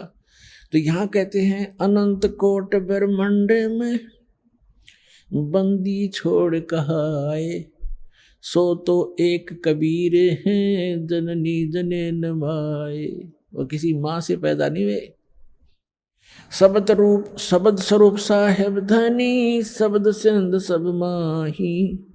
बाहर भीतर रम रहा जहां तहां सब ठाई। अब जैसे सूर्य एक स्थान पर रहते हुए भी अपना पूरा काम कर रहा है, उसकी उष्णता उसकी गर्मी मकान के अंदर भी प्रभावित कर रही है। तो इसी प्रकार परमात्मा की शक्ति सब जगह व्यापक है। अभी आपने सुने संत रामपाल जी महाराज के मंगल प्रवचन। आइए अब सुनते हैं संत रामपाल जी महाराज से नाम दीक्षा लेकर सतभक्ति करके अद्भुत लाभ प्राप्त करने वाले अनुयायी के विचार। नमस्कार जी। नमस्कार। ਤੁਹਾਡਾ ਕੀ ਨਾਮ ਹੈ ਜੀ? मेरा नाम प्रियंका है, मैं धुरी जिला संगरूर पंजाब तो हूँ। ਪ੍ਰਿੰਕਾ ਜੀ, ਸੰਤ ਰਾਮਪਾਲ ਜੀ ਮਹਾਰਾਜ ਜੀ ਤੋਂ ਨਾਮ ਉਪਦੇਸ਼ ਲੈਣ ਤੋਂ ਪਹਿਲਾਂ ਤੁਸੀਂ ਕਿਹੜੀ ਭਗਤੀ ਸਾਧਨਾ ਕਰਦੇ ਸੀ? सर मैं संत रामपाल जी महाराज जी ਦੀ ਸ਼ਰਨ ਵਿੱਚ ਆਉਣ ਤੋਂ ਪਹਿਲਾਂ ਮੈਂ ਸ਼ਿਵ ਜੀ ਦੀ ਬਹੁਤ ਜ਼ਿਆਦਾ ਕੱਟੜ ਭਗਤ ਸੀ ਤੇ ਮੈਂ ਛੋਟੇ ਹੁੰਦਿਆਂ ਤੋਂ ਹੀ ਸ਼ਿਵ ਜੀ ਦੇ ਜਿਵੇਂ ਵਰਤ ਰੱਖਦੇ ਹਾਂ ਆਪਾਂ 16 ਸੋਮਵਾਰ ਦੇ ਉਹ ਰੱਖਣੇ, ਸ਼ਿਵਰਾਤਰੀ 'ਚ ਵਰਤ ਰੱਖਣਾ, ਸ਼ਿਵਲਿੰਗ ਤੇ ਦੁੱਧ ਵਗੈਰਾ ਚੜਾਉਣਾ ਤੇ ਮੈਂ ਬਹੁਤ ਜ਼ਿਆਦਾ ਸ਼ਿਵ ਜੀ ਦੀ ਬਹੁਤ ਮਤਲਬ ਭਗਤੀ ਕਰਦੀ ਸੀ ਵੀ ਜਿਵੇਂ ਆਪਣੇ ਆਪਾਂ ਘਰੇ ਸਰੂਪ ਰੱਖਦੇ ਹਾਂ ਆਪਣੇ ਜਿਵੇਂ ਸ਼ਿਵ ਜੀ ਦਾ ਤੇ ਉਹਦੇ ਉੱਪਰ ਮੈਂ ਜਲ ਚੜਾਉਣਾ 2-2 3-3 ਗੜਵੇ ਜਲ ਚੜਾ ਕੇ ਉਹ ਮੈਂ ਸਾਰੇ ਪੀ ਜਾਂਦੀ ਸੀ ਵੀ ਮੈਂ ਇੰਨੀ ਜ਼ਿਆਦਾ ਸ਼ਿਵ ਜੀ ਦੇ ਪ੍ਰਤੀ ਆਪਣੀ ਆਸਥਾ ਦਿਖਾਉਂਦੀ ਸੀ ਤੇ ਉਹ ਸਾਰਾ ਪੀ ਕੇ ਫਿਰ ਮੈਨੂੰ ਦੁਬਾਰਾ ਸਾਰੀ ਉਲਟੀ ਹੋ ਜਾਂਦੀ ਤੇ ਫਿਰ ਵੀ ਮੈਂ ਇਹ ਚੀਜ਼ ਲਗਾਤਾਰ ਰੱਖੀ, ਮੈਂ ਛੱਡੀ ਨਹੀਂ। ਮੈਂ ਵਰਤ ਰੱਖਣੇ 16 ਸੋਮਵਾਰ ਦੇ ਵਰਤ ਰੱਖਣੇ ਮਤਲਬ ਕਿ ਆਪਾਂ ਨੂੰ ਹਰੇਕ ਨੂੰ ਕਿਸੇ ਨਾ ਕਿਸੇ ਲਾਭ ਦੀ ਲੋੜ ਹੁੰਦੀ ਹੈ। ਜਿਵੇਂ ਤੁਸੀਂ ਦੱਸਿਆ ਵੀ ਤੁਸੀਂ ਈਸਟ ਰੂਪ ਦੇ ਵਿੱਚ ਸ਼ਿਵ ਜੀ ਨੂੰ ਮੰਨਦੇ ਸੀਗੇ, 16 ਸੋਮਵਾਰਾਂ ਦੇ ਤੁਸੀਂ ਵਰਤ ਵੀ ਰੱਖਦੇ ਸੀਗੇ। ਇੰਨੀ ਸਾਧਨਾ ਕਰਦੇ ਹੋਏ ਵੀ ਤੁਹਾਨੂੰ ਸ਼ਿਵ ਜੀ ਮਹਾਰਾਜ ਜੀ ਤੋਂ ਕੀ ਲਾਭ ਪ੍ਰਾਪਤ ਹੋਏ? ਸਰ ਮੈਂ ਅੱਜ ਤੁਹਾਨੂੰ ਚੈਨਲ ਦੇ ਮਾਧਿਅਮ ਰਾਹੀਂ ਦੱਸਣਾ ਚਾਹੂੰਗੀ ਕਿ ਮੈਨੂੰ ਅੱਜ ਤੱਕ ਸ਼ਿਵ ਜੀ ਨੇ ਇੱਕ ਲਾਭ ਵੀ ਨਹੀਂ ਦਿੱਤਾ। ਅਸੀਂ ਆਰਥਿਕ ਤੌਰ ਤੇ ਬਹੁਤ ਤੰਗੀ ਦੇ ਵਿੱਚ ਸੀ ਤੇ ਮਤਲਬ ਕਿ ਮੈਨੂੰ ਐ ਹੁੰਦਾ ਸੀ ਕਿ ਸਭ ਤੋਂ ਵੱਡਾ ਮੈਨੂੰ ਐ ਹੁੰਦਾ ਸੀ ਪ੍ਰਮਾਤਮਾ ਮੇਰੇ ਜਿਹੜਾ ਸਭ ਤੋਂ ਸਾਨੂੰ ਐ ਕਿਹਾ ਜਾਂਦਾ ਕਿ ਗਰੀਬ ਨੇ। ਮੈਂ ਕਹਿੰਦੀ ਸੀ ਪ੍ਰਮਾਤਮਾ ਸਾਡਾ ਗਰੀਬੀ ਦਾ ਟੈਗ ਹਟਾ ਦੇ, ਮੈਂ ਤੈਨੂੰ ਪ੍ਰਮਾਤਮਾ ਮੰਨਦੀ ਹਾਂ। ਮਤਲਬ ਮੈਂ ਹਰ ਟਾਈਮ ਸ਼ਿਵ ਜੀ ਅੱਗੇ ਇਹ ਪ੍ਰਾਰਥਨਾ ਕਰਨੀ ਕਿ ਪ੍ਰਮਾਤਮਾ ਚਾਹੇ ਮੇਰੇ ਪਾਪਾ ਦੀ ਜੋਬ ਦਾ ਕੋਈ ਸੈਟਿੰਗ ਕਰ ਦਿਓ, ਚਾਹੇ ਫਿਰ ਮੇਰੇ ਬ੍ਰਦਰ ਦੀ ਕਰ ਦਿਓ, ਜਾਂ ਮੈਨੂੰ ਕਿੱਥੇ ਜੋਬ ਲਾ ਦਿਓ, ਪਰ ਮੇਰੀ ਸ਼ਿਵ ਜੀ ਨੇ ਕਦੇ ਕੋਈ ਸੁਣਵਾਈ ਨਹੀਂ ਕਰੀ। ਜਿਵੇਂ ਤੁਸੀਂ ਦੱਸਿਆ ਵੀ ਤੁਹਾਡੇ ਪਰਿਵਾਰ ਦੇ ਵਿੱਚ ਆਰਥਿਕ ਤੰਗੀ ਚੱਲ ਰਹੀ ਸੀਗੀ ਜਿਹਦੇ ਕਰਕੇ ਤੁਸੀਂ ਸਾਧਨਾ ਵੀ ਕਰ ਰਹੇ ਸੀ ਪਰੰਤੂ ਤੁਹਾਨੂੰ ਕੋਈ ਲਾਭ ਨਹੀਂ ਸੀ ਪ੍ਰਾਪਤ ਹੋ ਰਿਹਾ। ਸੰਤ ਰਾਮਪਾਲ ਜੀ ਮਹਾਰਾਜ ਜੀ ਦੀ ਸ਼ਰਨ ਦੇ ਵਿੱਚ ਕਿਵੇਂ ਆਏ? ਇਹ ਪਰਮਾਤਮਾ ਦੀ ਦਇਆ ਹੈ ਕਿ ਅੱਜ ਅਸੀਂ ਸੰਤ ਰਾਮਪਾਲ ਜੀ ਮਹਾਰਾਜ ਦੀ ਸ਼ਰਨ ਵਿੱਚ ਮੌਜੂਦ ਹਾਂ। 2013 ਦੇ ਵਿੱਚ ਅਸੀਂ ਮੇਰੇ ਪਾਪਾ ਜੋ ਟੀਵੀ ਚੈਨਲ ਚੇਂਜ ਕਰਦੇ ਉਹਨਾਂ ਨੇ ਦੇਖਿਆ ਸਾਧਨਾ ਚੈਨਲ ਤੇ ਕੋਈ ਸੰਤ ਰਾਧਾ ਸੁਆਮੀ ਪੰਥ ਬਾਰੇ ਕੁਝ ਦੱਸ ਰਿਹਾ ਹੈ ਤੇ ਉੱਥੇ ਮੇਰੇ ਪਾਪਾ ਦਾ ਥੋੜਾ ਮਾਈਂਡ ਉਹ ਹੋਇਆ ਕਿ ਵੀ ਇੰਨੇ ਵੱਡੇ ਪੰਥ ਬਾਰੇ ਕੋਈ ਟੀਵੀ ਚੈਨਲ ਤੇ ਕਿਵੇਂ ਕੋਈ ਕੁਝ ਕਹਿ ਸਕਦਾ ਹੈ ਤੇ ਮੇਰੇ ਪਾਪਾ ਨੂੰ ਐਂ ਹੀ ਹੋਇਆ ਕਿ ਆਪਾਂ ਨੂੰ ਦੇਖਣਾ ਚਾਹੀਦਾ ਹੈ। ਐਵੇਂ ਮੇਰੀ ਮੰਮੀ ਵੀ ਦੇਖਣ ਲੱਗੇ, ਹੌਲੀ ਹੌਲੀ ਅਸੀਂ ਦੇਖਣ ਲੱਗੇ। ਉਹਨਾਂ ਦੇ ਮਨ 'ਚ ਆਏ, ਉਹਨਾਂ ਨੇ ਗਿਆਨ ਗੰਗਾ ਬੁੱਕ ਆਰਡਰ ਕਰਵਾਈ ਚੈਨਲ ਤੇ ਜਿਹੜੇ ਆਪਣੇ ਪੱਟੀ ਚੱਲਦੀ ਹੈ ਉੱਥੋਂ, ਤੇ ਉਹਨਾਂ ਨੇ ਬੁੱਕ ਮੰਗਵਾ ਕੇ ਉਹ ਪੜ੍ਹੀ। ਤੇ ਸਰ ਸਭ ਤੋਂ ਵੱਡਾ ਮੈਂ ਤੁਹਾਨੂੰ ਦੱਸਾਂ ਕਿ ਸਾਨੂੰ ਅੱਜ ਤੱਕ ਆਪਾਂ ਕਹਿੰਦੇ ਫ੍ਰੀ ਦੇ ਵਿੱਚ ਕੋਈ ਪਾਣੀ ਵੀ ਨਹੀਂ ਦਿੰਦਾ ਕਿਸੇ ਨੂੰ। ਜਦੋਂ ਹਿਸਾਰ ਤੋਂ ਸਾਡੇ ਕੋਲ ਬੁੱਕ ਆਈ ਨਾ ਮੈਂ ਉਹ ਬੁੱਕ ਦੇਖ ਕੇ ਹੈਰਾਨ ਰਹਿ ਗਈ ਵੀ ਇੰਨੀ ਮੋਟੀ ਬੁੱਕ ਪ੍ਰਮਾਤਮਾ ਮਤਲਬ ਕਿ ਸੰਤ ਰਾਮਪਾਲ ਜੀ ਮਹਾਰਾਜ ਨੇ ਫ੍ਰੀ ਭੇਜੀ ਵੀ ਉਹਨਾਂ ਦਾ ਸਾਡੇ ਨਾਲ ਕੀ ਲਿੰਕ ਹੈ ਵੀ ਕਿਉਂ ਸਾਨੂੰ ਇਹਨਾਂ ਨੇ ਇੱਕ ਫ੍ਰੀ ਆਫ ਕੋਸਟ ਇਹ ਚੀਜ਼ ਭੇਜੀ ਹੈ। ਤੇ ਮੰਮੀ ਪਾਪਾ ਨੇ ਜਿਹੜੀਆਂ ਉਹ ਪੁਸਤਕ ਪੜ੍ਹੀ। ਫਿਰ ਉਸ ਤੋਂ ਬਾਅਦ ਮੰਮੀ ਨੇ ਕਿਹਾ ਵੀ ਅਸੀਂ ਨਾਮ ਲੈਣਾ। ਨਾਮ ਲੈਣ ਲਈ ਉਹ ਪਹਿਲਾਂ ਵੀ ਕਹਿੰਦੇ ਸੀ ਵੀ ਕਦੇ ਕਿਸੇ ਤੋਂ ਸੁਣ ਲਿਆ ਵੀ ਨਿਰੰਕਾਰੀਆਂ ਤੋਂ ਨਾਮ ਲੈ ਲੈਣਾ, ਕਦੇ ਕਹਿੰਦੇ ਰਾਧਾ ਸੁਆਮੀ ਤੋਂ, ਪਰ ਮੈਨੂੰ ਨਾ ਕਿਸੇ ਤੇ ਭਰੋਸਾ ਨਹੀਂ ਸੀ। ਮੈਂ ਕਹਿੰਦੀ ਸੀ ਜੋ ਵੀ ਹੈ ਸ਼ਿਵ ਜੀ ਨੇ, ਜੋ ਵੀ ਹੈ ਸ਼ਿਵ ਜੀ ਨੇ, ਚਾਹੇ ਗੁਰੂ ਹੈ ਗੁਰੂ ਗੋਬਿੰਦ, ਬਸ ਉਹੀ ਨੇ ਮੇਰੇ ਲਈ। ਪਰ ਫਿਰ ਜਦੋਂ ਅਸੀਂ 2013 ਦੇ ਵਿੱਚ ਨਾਮ ਲਿੱਤਾ ਫਿਰ ਐਵੇਂ ਕਰਕੇ ਅਸੀਂ ਸੰਤ ਰਾਮਪਾਲ ਜੀ ਮਹਾਰਾਜ ਦੀ ਸ਼ਰਨ ਵਿੱਚ ਆਏ ਜੀ। ਇਹੋ ਜਿਹਾ ਕੀ ਗਿਆਨ ਗੰਗਾ ਕਿਤਾਬ ਦੇ ਵਿੱਚ ਲਿਖਿਆ ਹੋਇਆ ਸੀਗਾ ਜਿਸ ਤੋਂ ਬਾਅਦ ਚੋਂ ਤੁਹਾਨੂੰ ਸੰਤ ਰਾਮਪਾਲ ਜੀ ਦੇ ਗਿਆਨ ਦੇ ਉੱਤੇ ਵਿਸ਼ਵਾਸ ਹੋਇਆ?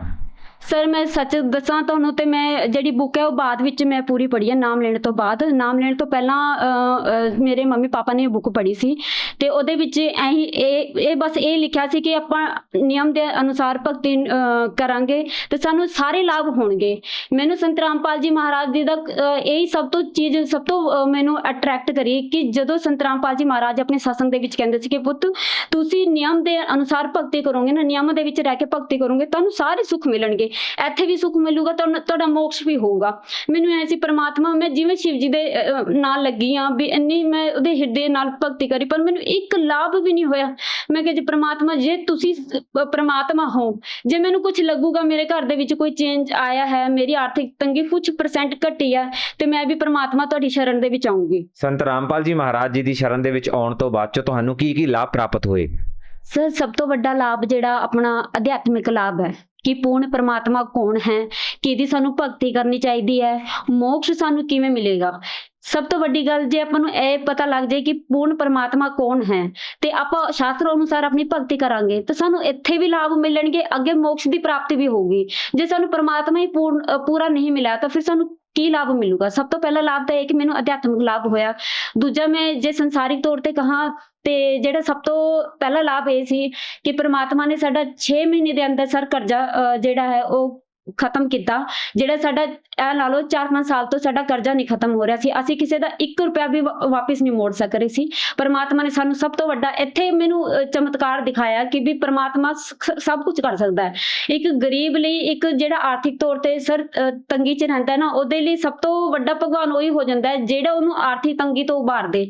ਤੇ ਅੱਜ ਮੇਰੇ ਲਈ ਅੱਜ ਦਾ ਅਸੀਂ ਸ਼ਾਸਤਰ ਅਨੁਸਾਰ ਦੇਖ ਲਿਆ ਕਿ ਵੀ ਜਿਹੜੇ ਸੰਤ ਰਾਮਪਾਲ ਜੀ ਮਹਾਰਾਜ ਨੇ ਪੂਰਨ ਸੰਤ ਨੇ, ਪਰ ਇਸ ਤੋਂ ਪਹਿਲਾਂ ਜਦੋਂ ਉਹਨਾਂ ਨੇ ਸਾਡੀ ਆਰਥਿਕ ਤੰਗੀ ਦੂਰ ਕੀਤੀ ਨਾ ਸਰ, ਮੈਂ ਉੱਥੇ ਹੀ ਉਹਨਾਂ ਨੂੰ ਪੂਰਨ ਪ੍ਰਮਾਤਮਾ ਮੰਨ ਲਿਆ ਸੀ। ਦੂਜੀ ਗੱਲ, ਜਦੋਂ ਅਸੀਂ ਦਿੱਲੀ ਦੇ ਵਿੱਚ ਗਏ, ਮੇਰੇ ਤੇ ਮੇਰੀ ਮੰਮੀ, ਸਾਡਾ ਵਿੱਚ ਰੋਡ ਦੇ ਵਿੱਚ ਐਕਸੀਡੈਂਟ ਹੋ ਗਿਆ ਸੀ, ਸਾਡਾ ਆਟੋ ਪਲਟ ਗਿਆ ਸੀ। ਆਟੋ ਦੇ ਵਿੱਚ ਜਿੰਨੇ ਵੀ ਸਾਡੇ ਰਿਸ਼ਤੇਦਾਰ ਸੀ ਸਰ, ਸਾਰਿਆਂ ਦੀ ਸੱਟਾਂ ਲੱਗੀਆਂ, ਸਾਰੇ ਹਸਪੀਟਲਾਈਜ਼ ਹੋਏ, ਬਟ ਮੇਰੀ ਮੰਮੀ ਤੇ ਮੈਨੂੰ ਕੁਝ ਵੀ ਨਹੀਂ ਹੋਇਆ। ਦੂਜਾ ਮੈਨੂੰ ਉੱਥੇ ਲੱਗ ਗਿਆ ਕਿ ਪ੍ਰਮਾਤਮਾ ਤੁਹਾਨੂੰ ਇੱਥੇ ਵੀ ਰਕਸ਼ਾ ਕਰ ਸਕਦਾ ਹੈ। ਸਰ ਮੈਂ ਜਦੋਂ ਸ਼ਿਵ ਜੀ ਦੀ ਭਗਤੀ ਵੀ ਕਰਦੀ ਸੀ ਨਾ, ਆਮ ਸੰਸਾਰ ਦੇ ਵਿੱਚ ਵੀ, ਤੇ ਉਦੋਂ ਵੀ ਮੈਨੂੰ ਐ ਹੁੰਦਾ ਸੀ ਪ੍ਰਮਾਤਮਾ ਇੱਕ ਜਲ ਕੇ, ਇੱਕ ਡੁੱਬ ਕੇ, ਇੱਕ ਕੱਟ ਕੇ, ਇਸ ਤਰੀਕੇ ਨਾਲ ਮੈਂ ਮਰਨਾ ਨਹੀਂ ਚਾਹੁੰਦੀ, ਕਦੇ ਸੁਸਾਈਡ ਕਰਕੇ ਵੀ ਕਿਸੇ ਵੀ ਪ੍ਰੈਸ਼ਰ ਦੇ ਵਿੱਚ ਆ ਗਏ। ਪ੍ਰਮਾਤਮਾ ਨੇ ਹਰੇਕ ਚੀਜ਼ ਦਿਖਾਈ ਹੈ ਕਿ ਇੱਥੇ ਤੇ ਪ੍ਰਮਾਤਮਾ ਤੁਹਾਡੀ ਰੱਖਿਆ ਕਰ ਸਕਦਾ ਹੈ। ਤੀਜਾ ਸਰ ਲਾਭ ਮੈਨੂੰ ਇਹ ਹੋਇਆ ਕਿ ਵੀ ਮੇਰੇ ਪਾਪਾ ਜਦੋਂ ਟ੍ਰੇਨ ਦੇ ਵਿੱਚੋਂ ਵਾਪਸ ਆ ਰਹੇ ਸੀ ਤੇ ਉਹਨਾਂ ਦਾ ਜਿਹੜਾ ਪਟਰੀ ਦੇ ਨਾਲ ਖੰਭਾ ਲੱਗਿਆ ਹੁੰਦਾ ਉਹ ਸਿਰ ਤੇ ਵੱਜਿਆ। ਸਿਰ ਤੇ ਵੱਜਣ ਕਰਕੇ ਉਹਨਾਂ ਦੇ ਸਾਰੇ ਮਤਲਬ ਕਿ ਬੋਡੀ ਦੇ ਸਾਰੇ ਸਿਰ ਤੇ ਖੂਨ ਹੀ ਖੂਨ ਹੋ ਗਿਆ। ਜਦੋਂ ਅਸੀਂ ਬਾਹਰ ਉਤਰ ਕੇ ਦੇਖਿਆ ਤਾਂ ਮੇਰੇ ਪਾਪਾ ਸਾਰੇ ਖੂਨ ਨਾਲ ਭਿੱਜੇ ਹੋਏ ਸੀ। ਮੈਂ ਕਿਹਾ ਪ੍ਰਮਾਤਮਾ ਤੇਰੀ ਸ਼ਰਨ ਦੇ ਵਿੱਚ ਆਏ ਆ, ਵੀ ਇਹ ਕੀ ਹੋ ਗਿਆ ਪਾਪਾ ਨਾਲ। ਉਸ ਚ ਸਵੇਰੇ 4 ਵਜੇ ਦਾ ਟਾਈਮ ਸੀ ਤੇ ਕੋਈ ਹਸਪੀਟਲ, ਕੁਝ ਡਾਕਟਰ ਦੀ ਦੁਕਾਨ ਕੁਝ ਵੀ ਨਹੀਂ ਖੁੱਲਿਆ ਸੀ। ਅਸੀਂ ਘਰੇ ਆਏ, ਪਾਪਾ ਦਾ ਗਰਮ ਪਾਣੀ ਨਾਲ ਫੇਸ ਵਗੈਰਾ ਕਲੀਨ ਕੀਤਾ ਤੇ ਸਰ ਅਸੀਂ ਹੈਰਾਨ ਹੋ ਗਏ ਸਾਰੇ ਜਣੇ ਦੇਖ ਕੇ ਕਿ ਵੀ ਜਿਹੜਾ ਸਾਰਾ ਸਰੀਰ ਖੂਨ ਨਾਲ ਭਰਿਆ ਹੋਇਆ ਉਹ ਸਿਰਫ ਸੱਟ ਇੰਨੀ ਕੁ ਅੱਖ ਦੇ ਉੱਪਰ ਸੀ ਕਿ ਕੋਈ ਦੇਖ ਕੇ ਇਹ ਨਹੀਂ ਕਹਿ ਸਕਦਾ ਸੀ ਕਿ ਟ੍ਰੇਨ ਦੇ ਨਾਲ ਜਿਹੜਾ ਖੰਭਾ ਲੱਗਿਆ ਹੁੰਦਾ ਉਹਦੇ ਨਾਲ ਮੇਰੇ ਪਾਪਾ ਦੀ ਟੱਕਰ ਹੋਈ ਹੈ। ਚੌਥਾ ਲਾਭ ਸਰ ਕਿ ਮੇਰੇ ਭਾਈ ਦੇ ਨਾ, ਜਿਵੇਂ ਆਪਾਂ ਕਹਿੰਦੇ ਨਾ ਸੱਪ ਦੀ ਜਿਹੜੇ ਫੂਕ ਜੀ ਲੱਗ ਜਾਂਦੀ, ਉਹਦੇ ਨਾਲ ਮੇਰੇ ਭਾਈ ਦਾ ਜਿਹੜਾ ਪੈਰ ਦਾ ਅੰਗੂਠਾ ਉਹ ਗਲ ਗਿਆ ਤੇ ਅਸੀਂ ਟ੍ਰੀਟਮੈਂਟ ਵੀ ਕਰਾਉਂਦੇ ਰਹੇ। ਉਹ ਜ਼ਿਆਦਾ ਤੋਂ ਜ਼ਿਆਦਾ ਗਲਣਾ ਸ਼ੁਰੂ ਹੋ ਗਿਆ, ਬਹੁਤ ਜ਼ਿਆਦਾ ਗਲਣ ਲੱਗਿਆ।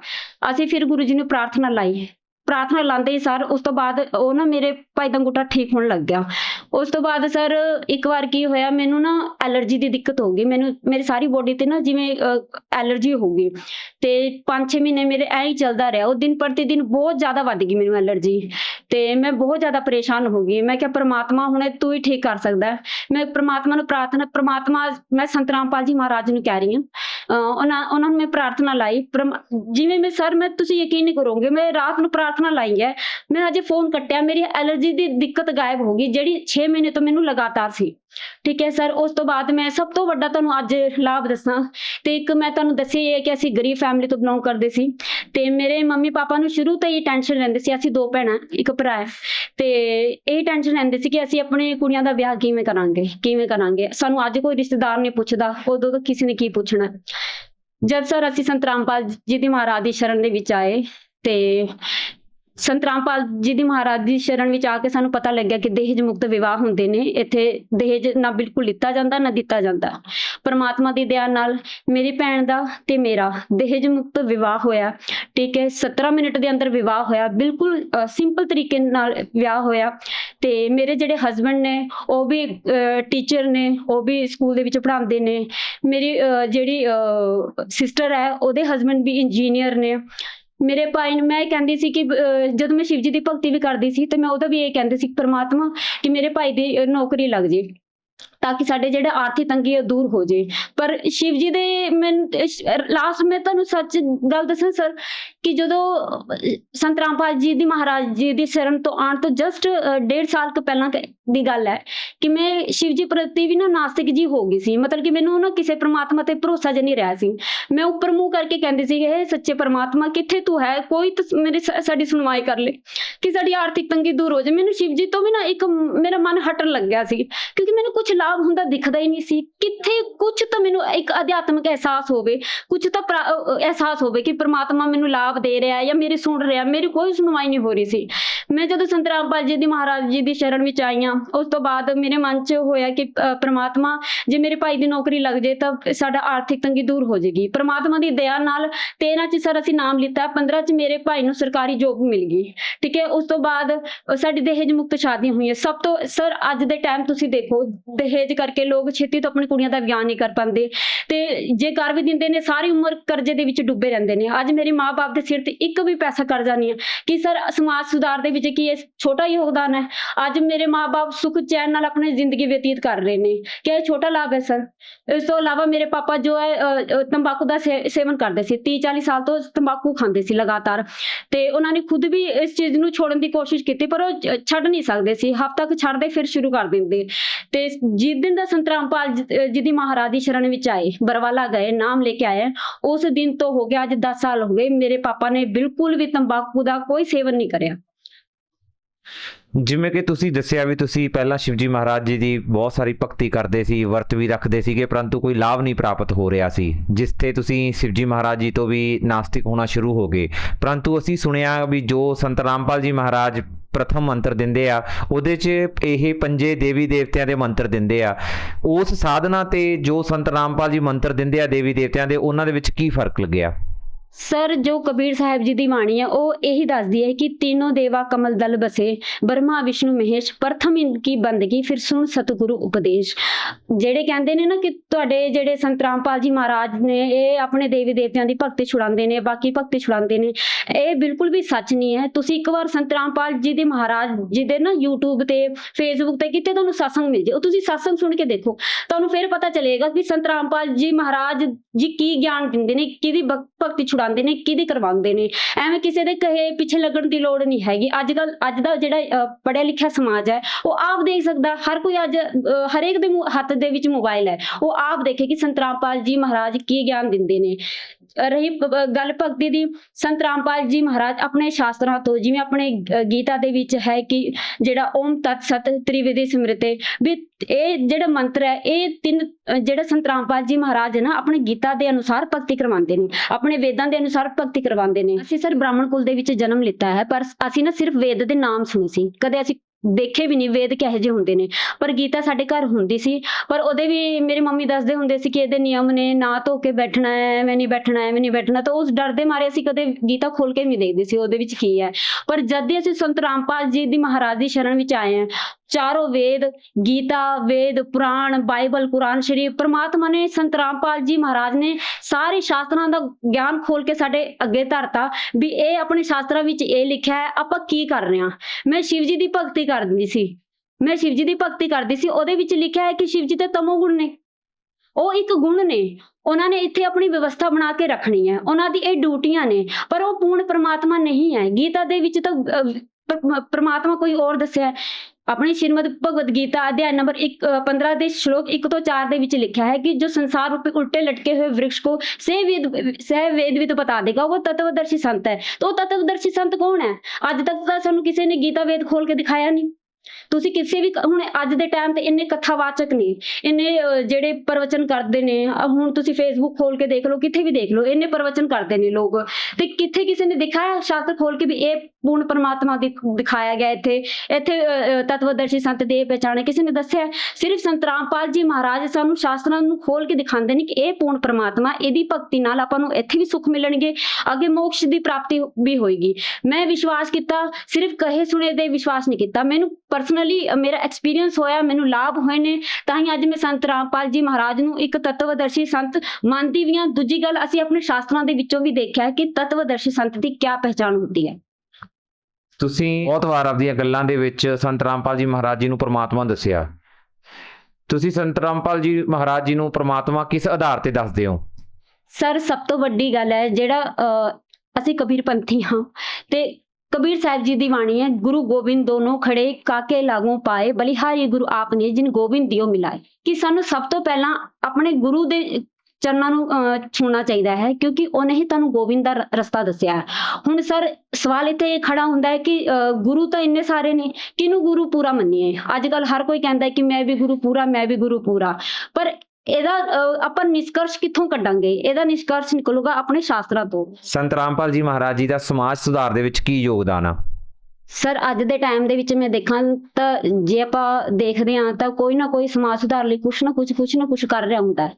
ਪਰ ਜਿਹੜਾ ਸੰਤ ਹੁੰਦਾ ਹੈ ਨਾ, ਉਹ ਜਨ ਕਲਿਆਣ ਵੀ ਕਰਦਾ ਹੈ, ਜਨ ਜਿਹੜਾ ਹੈ ਸੁਧਾਰ ਵੀ ਕਰਦਾ ਹੈ। ਸੰਤ ਰਾਮਪਾਲ ਜੀ ਮਹਾਰਾਜ ਨੇ ਸਭ ਤੋਂ ਪਹਿਲਾਂ, ਜਿਵੇਂ ਸੰਤ ਰਾਮਪਾਲ ਜੀ ਮਹਾਰਾਜ ਜੀ ਦੇ ਜਿੰਨੇ ਵੀ ਭਗਤ ਨੇ ਨਾ, ਉਹ ਕਿਸੇ ਪ੍ਰਕਾਰ ਦਾ ਕੋਈ ਨਸ਼ਾ ਨਹੀਂ ਕਰਦੇ। ਤੁਸੀਂ ਪੰਜਾਬ ਦੇ ਵਿੱਚ ਦੇਖ ਲਓ ਕਿੰਨਾ ਨਸ਼ਾ ਫੈਲਿਆ ਹੋਇਆ ਹੈ, ਹਰ ਕੋਈ ਦੇਖ ਲਓ ਚਿੱਟਾ ਚਿੱਟਾ ਚਿੱਟਾ।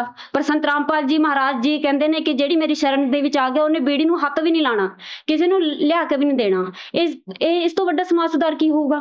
ਦੂਜੀ ਗੱਲ, ਦਹੇਜ ਮੁਕਤ ਵਿਵਾਹ। ਜਦ ਮੈਂ ਤੁਹਾਨੂੰ ਹੁਣੇ ਦੱਸਿਆ ਕਿ ਮੈਂ ਤੇ ਮੇਰੀ ਸਿਸਟਰ ਦਾ ਜਿਹੜਾ ਵਿਆਹ ਹੈ ਬਿਲਕੁਲ ਦਹੇਜ ਮੁਕਤ ਹੋਇਆ, ਸਿੰਪਲ ਸ਼ਾਦੀ ਹੋਈ ਹੈ ਤੇ ਸਾਨੂੰ ਕਿਸੇ ਪ੍ਰਕਾਰ ਦਾ ਕੋਈ ਦੁੱਖ ਨਹੀਂ ਤਾਂ ਸਾਰੀ ਉਮਰ ਜਿਹੜੇ ਮਾਂ-ਬਾਪ ਹੈ ਆਪਣੀ ਕੁੜੀਆਂ ਦਹੇਜ ਦੇਣ ਤੋਂ ਬਾਵਜੂਦ ਵੀ ਸਰ ਹਰ ਸਾਲ ਕਦੇ ਇਹ ਫਲਾਣਾ ਸਮਾਨ ਭਿਜਾਓ, ਕਦੇ ਸਮਾਨ ਦਿਓ ਕੁੜੀ ਨੂੰ।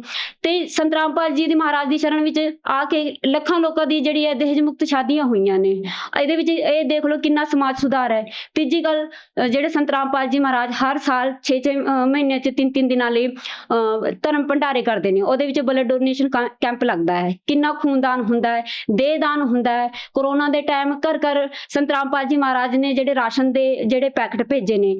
ਜਿੱਥੇ ਵੀ ਸੰਤ ਰਾਮਪਾਲ ਜੀ ਦੀ ਮਹਾਰਾਜ ਜੀ ਦੀ ਯੋਗਦਾਨ ਦੀ ਲੋੜ ਹੁੰਦੀ ਹੈ, ਸੰਤ ਰਾਮਪਾਲ ਜੀ ਮਹਾਰਾਜ ਤੇ ਉਹਨਾਂ ਦੇ ਸ਼ਿਸ਼ ਅੱਗੇ ਹੋ ਕੇ ਉਹ ਆਪਣੀ ਸਮਾਜ ਸੇਵਾ ਦੇ ਵਿੱਚ ਕੰਮ ਕਰਦੇ ਨੇ। ਇਹਦੇ ਨਾਲ ਸਤ ਭਗਤੀ ਦਿੰਦੇ ਨੇ, ਮੋਕਸ਼ ਮੰਤਰ ਦਿੰਦੇ ਨੇ, ਕਿਵੇਂ ਪੂਰਨ ਪਰਮਾਤਮਾ ਦੀ ਭਗਤੀ ਕਰਨੀ ਹੈ, ਪੂਰਨ ਪਰਮਾਤਮਾ ਕੌਣ ਹੈ, ਕਿਵੇਂ ਆਪਾਂ ਨੂੰ ਉਹਦੀ ਪ੍ਰਾਪਤੀ ਹੋ ਸਕਦੀ। ਇਹ ਸਾਰਾ ਕੁਝ ਆਪਣੇ ਸ਼ਾਸਤਰਾਂ। ਤੁਸੀਂ ਸੰਤ ਰਾਮਪਾਲ ਜੀ ਮਹਾਰਾਜ ਜੀ, ਮੈਂ ਨਹੀਂ ਕਹਿੰਦੀ ਤੁਸੀਂ ਸੰਤ ਰਾਮਪਾਲ ਜੀ ਮਹਾਰਾਜ ਜੀ ਤੇ ਅੱਖਾਂ ਬੰਦ ਕਰਕੇ ਵਿਸ਼ਵਾਸ ਕਰੋ। ਤੁਸੀਂ ਆਪਣੇ ਸ਼ਾਸਤਰਾਂ ਨੂੰ ਖੋਲ ਕੇ ਦੇਖੋ ਕਿ ਗੱਲ ਸੱਚੀ ਹੈ। ਤੁਹਾਨੂੰ ਕਿਸੇ ਤੇ ਯਕੀਨ ਕਰਨ ਦੀ ਲੋੜ ਹੀ ਨਹੀਂ, ਤੁਹਾਨੂੰ ਆਪੇ ਪਤਾ ਲੱਗ ਜਾਏਗਾ। ਜੇ ਤੁਸੀਂ ਆਪਣੇ ਸ਼ਾਸਤਰਾਂ ਨੂੰ ਮੰਨਦੇ ਹੋ ਤਾਂ ਤੁਸੀਂ ਆਟੋਮੈਟਿਕਲੀ ਜੋ ਹੈ ਸੰਤ ਰਾਮਪਾਲ ਜੀ ਮਹਾਰਾਜ ਜੀ ਦੀ ਜਿਹੜੀ ਗੱਲ ਹੈ ਉਸ ਤੇ ਵਿਸ਼ਵਾਸ ਕਰਨ ਤੇ ਮਜਬੂਰ ਹੋਵੋਗੇ। ਭਗਤ ਸਮਾਜ ਨੂੰ ਕੀ ਸੰਦੇਸ਼ ਦੇਣਾ ਚਾਹੁੰਦੇ ਹੋ? ਸਰ, ਮੈਂ ਭਗਤ ਸਮਾਜ ਨੂੰ ਹੱਥ ਜੋੜ ਕੇ ਬੇਨਤੀ ਕਰਦੀ ਹਾਂ ਕਿ ਜੋ ਵੀ ਅੱਜ ਮੈਨੂੰ ਇਸ ਟਾਈਮ ਸੁਣ ਰਿਹਾ ਹੈ ਕਿ ਪਲੀਜ਼ ਇੱਕ ਵਾਰ ਤੁਸੀਂ ਸੰਤ ਰਾਮਪਾਲ ਜੀ ਮਹਾਰਾਜ ਜੀ ਦੇ ਸਤਸੰਗ ਫੇਸਬੁੱਕ, YouTube, ਕਿੱਥੇ ਵੀ ਤੁਹਾਨੂੰ ਮਿਲੇ, ਪਲੀਜ਼ 5 ਮਿੰਟ 10 ਮਿੰਟ ਕੱਢ ਕੇ ਜ਼ਰੂਰ ਸੁਣੋ। ਤੁਹਾਨੂੰ ਪਤਾ ਲੱਗੇਗਾ ਕਿ ਸੰਤ ਰਾਮਪਾਲ ਜੀ ਮਹਾਰਾਜ ਕੀ ਗਿਆਨ ਦਿੰਦੇ ਨੇ। ਸੰਤ ਰਾਮਪਾਲ ਜੀ ਮਹਾਰਾਜ ਕਹਿੰਦੇ ਨੇ ਕਿ जीव हमारी जाति है, मानुष धर्म हमारा, हिंदू मुस्लिम सिख ईसाई धर्म नहीं कोई न्यारा। तो संत रामपाल जी महाराज किसी धर्म ਨੂੰ ਪ੍ਰਮੋਟ ਨਹੀਂ ਕਰਦੇ। ਸੰਤ ਰਾਮਪਾਲ ਜੀ ਮਹਾਰਾਜ ਇੱਕ ਮਾਨਵ ਧਰਮ ਲਈ ਕਾਰਜ ਕਰ ਰਹੇ ਨੇ ਤੇ ਮੇਰੇ ਸਭ ਨੂੰ ਹੱਥ ਜੋੜ ਕੇ ਇੱਕ ਬੇਨਤੀ ਹੈ, ਇੱਕ ਪ੍ਰਾਰਥਨਾ ਹੈ ਕਿ ਤੁਸੀਂ ਜ਼ਰੂਰ ਸੰਤ ਰਾਮਪਾਲ ਜੀ ਮਹਾਰਾਜ ਦੇ ਸਤਸੰਗ ਸੁਣੋ ਤੇ ਜਿਹੜੇ ਥੱਲੇ ਪੀਲੀ ਪੱਟੀ ਚੱਲਦੀ ਹੈ ਉਹਦੇ ਤੇ ਨੰਬਰ ਲਿਖੇ ਹੁੰਦੇ ਨੇ, ਤੁਸੀਂ ਉਹਦੇ ਤੇ ਕੰਟੈਕਟ ਕਰਕੇ ਨਾਮਦਾਨ ਕੇਂਦਰ ਜਾਂ ਪੁਸਤਕ ਲੈ ਸਕਦੇ ਹੋ। ਤੁਸੀਂ ਪੜੋ ਇੱਕ ਵਾਰ ਸੰਤ ਰਾਮਪਾਲ ਜੀ ਦੇ ਸਤਸੰਗ ਸੁਣੋ, ਤੁਹਾਨੂੰ ਗਿਆਨ ਹੋਏਗਾ ਕਿ ਸੰਤ ਰਾਮਪਾਲ ਜੀ ਮਹਾਰਾਜ ਕੀ ਗਿਆਨ ਦਿੰਦੇ ਨੇ ਤੇ ਆਪਾਂ ਨੂੰ ਕਿਵੇਂ ਮੋਕਸ਼ ਦੀ ਪ੍ਰਾਪਤੀ ਹੋਊਗੀ। ਬਹੁਤ ਬਹੁਤ ਧੰਨਵਾਦ ਜੀ। ਧੰਨਵਾਦ ਜੀ।